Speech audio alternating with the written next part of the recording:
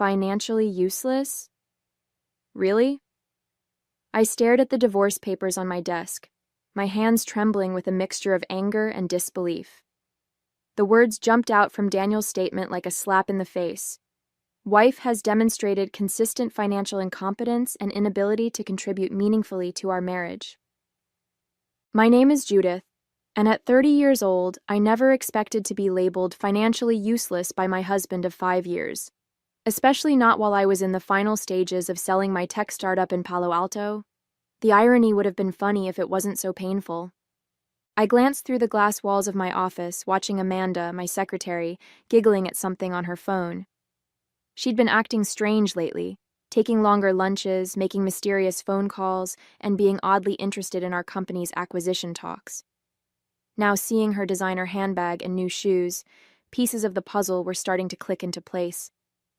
The notification that popped up on my laptop brought me back to reality. Another email from our acquisition team. The deal was nearly complete. $800,000 for my software company that specialized in AI-driven market analysis.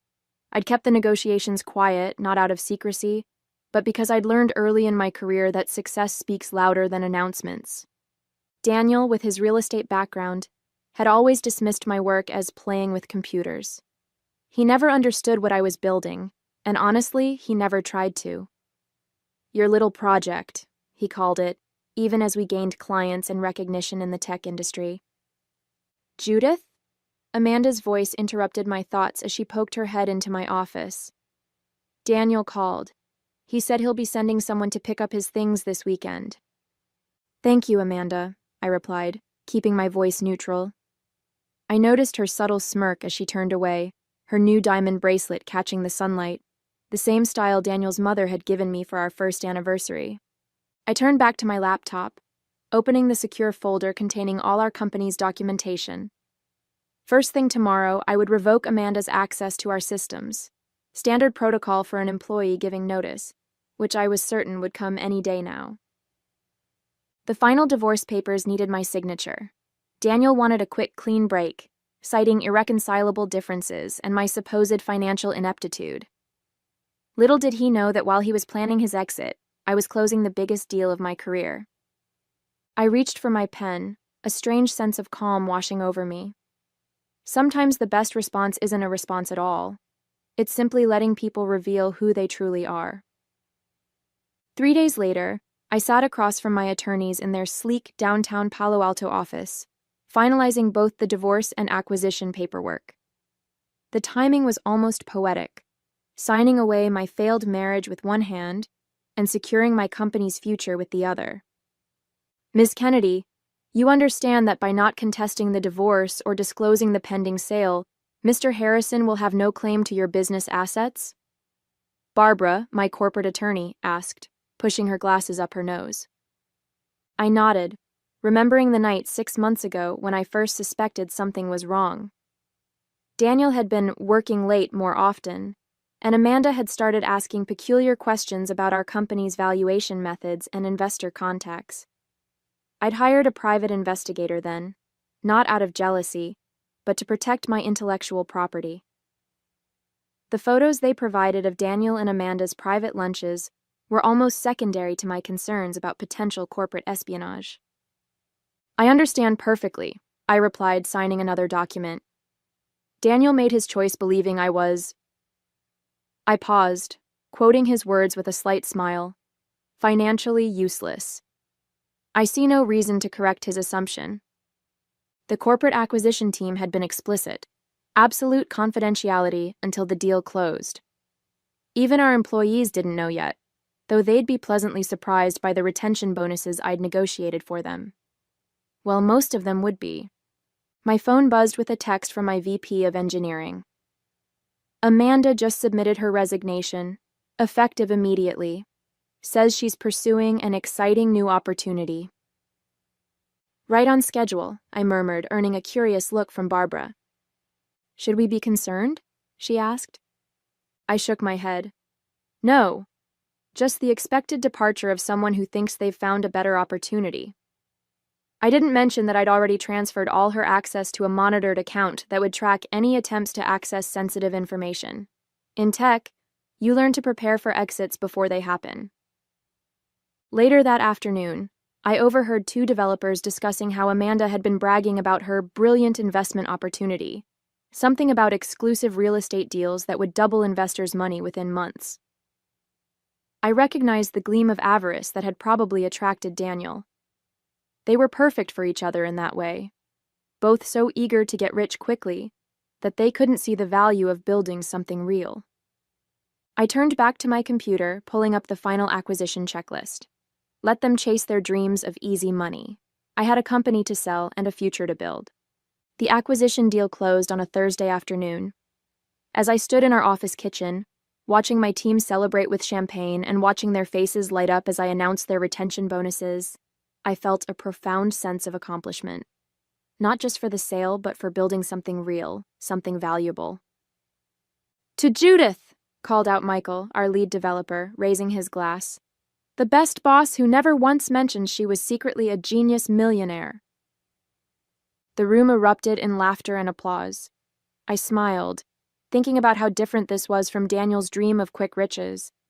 He'd always talked about hitting it big, with some clever scheme or insider tip, never understanding that true success usually came from years of careful work. My phone buzzed with a message from Barbara. Divorce finalized. Harrison didn't contest any terms. Congratulations. You're officially single and significantly wealthier. I was about to respond when Tyler from accounting hurried over, his face flushed with excitement that had nothing to do with champagne. "Judith, you won't believe what I just heard," he whispered. "My friend at First Bay Bank says Daniel just took out a massive loan against his real estate holdings. He's liquidating everything to invest in some exclusive opportunity." Tyler made air quotes with his fingers. Apparently, Amanda convinced him she had inside knowledge about our company's proprietary trading algorithms. I kept my expression neutral, even as I processed this information. Amanda had never had access to our actual AI technology. What she'd seen was just the user interface we showed to clients. But of course, she wouldn't tell Daniel that.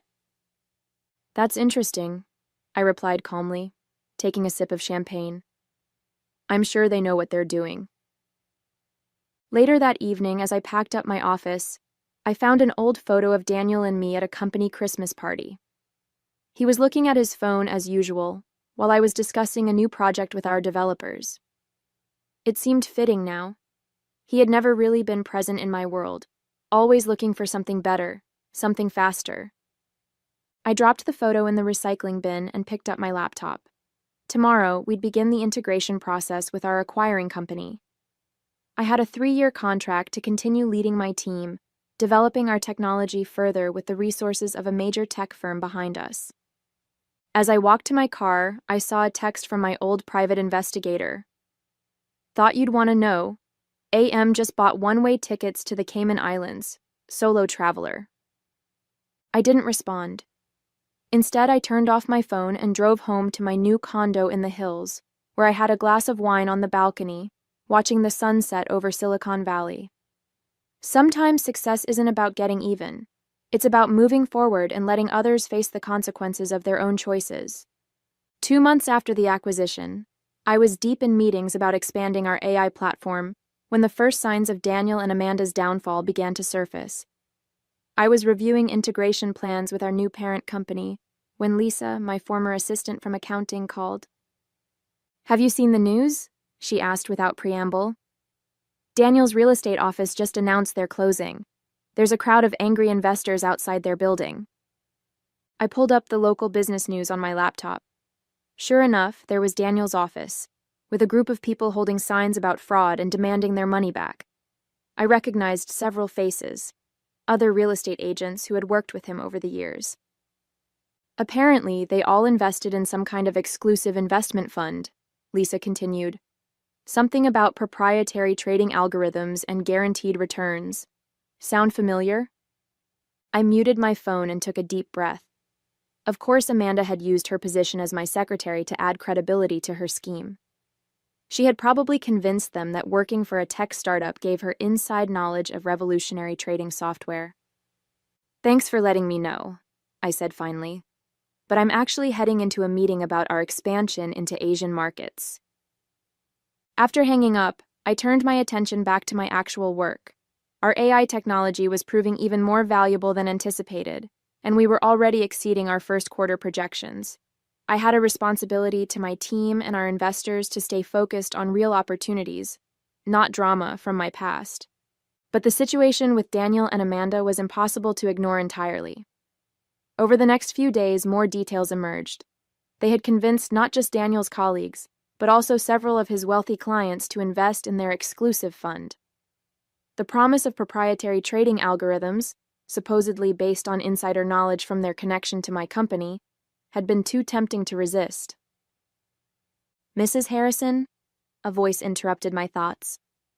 I looked up to see a detective standing in my office doorway. "It's Ms. Kennedy now," I corrected him.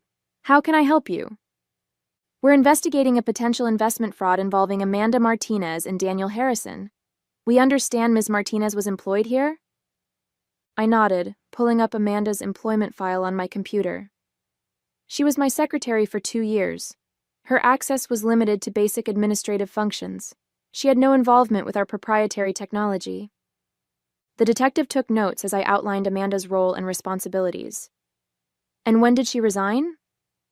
"About 2 months ago, right before my divorce was finalized." I handed him a copy of her resignation letter.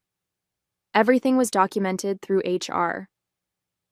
"Are you aware that she and Mr. Harrison have disappeared with approximately $3.2 million in investor funds?" I kept my expression neutral. "No, but I'm not surprised. Amanda was very interested in our company's acquisition talks, though she never had access to any sensitive information. I assume she used that perceived connection to add credibility to whatever scheme they were running." The detective looked at me curiously. "You seem very calm about this." I gestured to the busy office beyond my glass walls, where my team was working on actual innovations. "I'm running a legitimate technology company that just sold for $800,000 and is now expanding globally. I don't have time to worry about people who chose to believe in get-rich-quick schemes." The next few weeks brought a cascade of revelations. During my morning coffee run at my favorite Palo Alto cafe, I overheard 2 of Daniel's former colleagues discussing their losses. "He took everything. My retirement savings, my kids' college fund," one man said, his voice breaking. "Amanda showed us all these fake trading reports, said we were making 40% returns monthly." "How could we have been so stupid?" his companion replied. "Just because she worked at a tech company, we thought—" I quietly paid for my coffee and left. Back at the office, I had more important matters to focus on. Our AI platform was expanding faster than projected, and I was interviewing potential leads for our new Singapore office. Real success, built on real innovation. That afternoon, Barbara called with an update. "The FBI is involved now," she said. "Apparently Amanda and Daniel set up shell companies in 7 different states. They're estimating total losses around $5 million. "Any sign of them?" I asked, more out of curiosity than concern. "The Cayman Islands account was emptied 2 days after they arrived. They were last seen boarding a yacht, but surveillance lost track of them after that." Barbara paused. "The investigators want to know if you'd be willing to make a statement about Amanda's role at your company."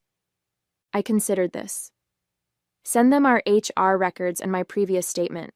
Amanda was a secretary who had no access to our technology. Anything she claimed otherwise was fraud, plain and simple." "They also found some interesting emails," Barbara added. "Apparently Daniel was bragging to investors about how he was leaving his financially useless wife just before hitting it big with this investment scheme. The timing is ironic." I smiled slightly, remembering his words in the divorce papers. "Karma often has better timing than we do, Barbara. Now, I need to prep for my board presentation. We're looking at expanding into medical AI applications." Later that day, I walked through our office, watching my team at work. The acquisition had allowed us to hire more developers, and our technology was evolving in ways I'd only dreamed of before. On one screen, I saw our AI analyzing cancer treatment outcomes. On another, it was predicting climate change patterns. My phone buzzed with a news alert. Local real estate mogul and former tech employee wanted in multi-million-dollar investment scam. The article included photos of Daniel and Amanda looking polished and professional, promising incredible returns based on proprietary AI trading algorithms. Michael, my lead developer, glanced at my phone. "Hard to believe they thought they could fake our technology," he said. "We've spent years developing these algorithms." "People believe what they want to believe," I replied, setting my phone aside, "especially when they're looking for easy money." "Speaking of money," Michael grinned, "the medical AI prototype just passed its first round of testing. The venture capital firms are already calling."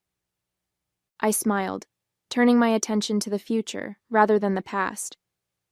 While Daniel and Amanda had been selling lies, we'd been building something real, technology that could actually change lives. "Let's focus on that," I said. "We have a lot of work to do." 6 months into our acquisition integration, I was presenting our medical AI breakthroughs at a major tech conference in San Francisco when the story finally broke wide open. The Wall Street Journal had published an extensive exposé on Daniel and Amanda's scam, complete with details that even I hadn't known. During a break between sessions, I scrolled through the article on my tablet. They had apparently started planning their scheme the moment our acquisition talks began. Amanda had used her position as my secretary to create fake documentation, combining snippets of our actual AI technology with completely fabricated trading results. "Ms. Kennedy?" A reporter from Tech Weekly approached me as I left the stage. "Any comment on the Harrison-Martinez investment scandal? Given your connection..." "My connection is limited to running the legitimate technology company they tried to imitate," I interrupted politely but firmly. "Our AI platforms are helping hospitals predict patient outcomes and assisting climate scientists. That's what I'm here to discuss." Back in my hotel room, I received an email from the FBI's Financial Crimes Unit. They'd found evidence that Daniel had tried to access my company's servers multiple times after I'd revoked Amanda's credentials, attempting to steal actual trading algorithms to cover their tracks. "Your security measures prevented any breach," the agent wrote. "But we'd like your team's help tracking their digital footprint through various cryptocurrency exchanges." I forwarded the request to our security team. We'd help law enforcement, of course, but I had more pressing matters to handle. Our medical AI had just received fast-track approval for hospital trials, and several major healthcare providers were eager to partner with us. My phone lit up with a text from Barbara. "Thought you should know. They found Daniel. Airport security in Buenos Aires picked him up trying to use a fake passport.